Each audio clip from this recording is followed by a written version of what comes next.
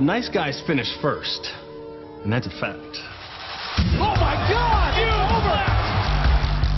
Phil is one of the most honest, sincere, funny people that you'll come across in the fight game. You know, he's one of those guys you love hearing from, you love talking to, you love hanging out with him, but he's vicious. It's a weird thing to want malice for a person. I think it's better when I do like you and punch you in the face. It's just that simple. I'm a nice guy, but I can do terrible things inside that cage. A dominant Bellator debut for Mr. Wonderful Phil Davis. In 2015, Phil Davis left the UFC and signed with Bellator MMA. I'm excited just to be in this organization.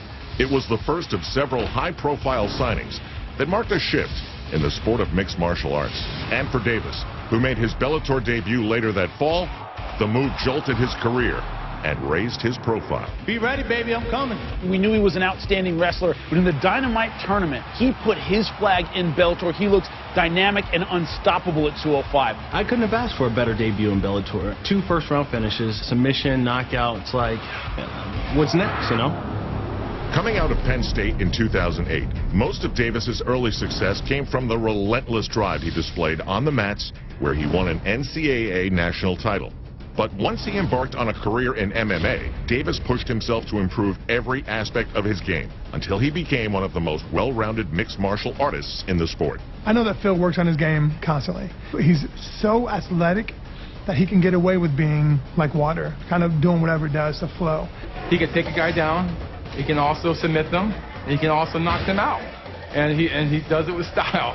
Just look at what he's wearing today. He's wearing those highlighter spandex pants, and just kind of Phil in a nutshell what Phil's personality is all about. I just wear stuff. It's kind of cool and it's kind of fun. Yeah, a little flair. As Davis prepares for King Mo, he takes time in his camp to brush up on the foundation of his fight game. Today we're here at Alliance Training Center, and we just had a typical team practice. We got to do a little bit of shark bait, so you got to come in on each other a little bit. It's practices like that that I think are going to push Phil over the edge for this fight and bring him back to those old college wrestling grueling days where you really got to dig down deep, finish your round strong. Our sport is basically 2 guys going at it, trying to injure each other. You don't want to get injured before the fight. I mean, it's as simple as that.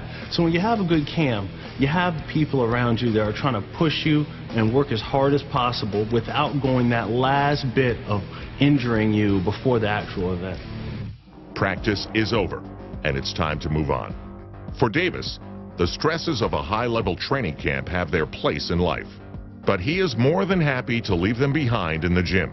For me, I absolutely love fighting. It's what I do for work, and it's also my passion, but at the same time, it's not all I do. You know, I exist outside of the cage. You know, I look up to Justin Wren, the big pygmy. The guy gives back so much, and that's part of his identity is, you know, giving back and living for others. I want to be known for giving back to other people and in the community, both locally and globally.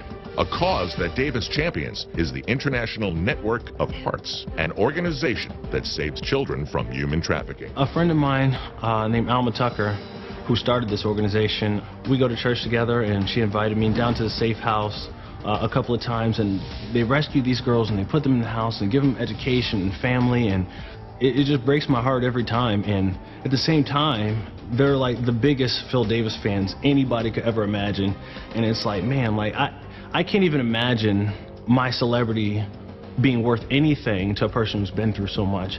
It makes me want to win for them. It's not about who you are on that TV, it's about who you are when the cameras are off.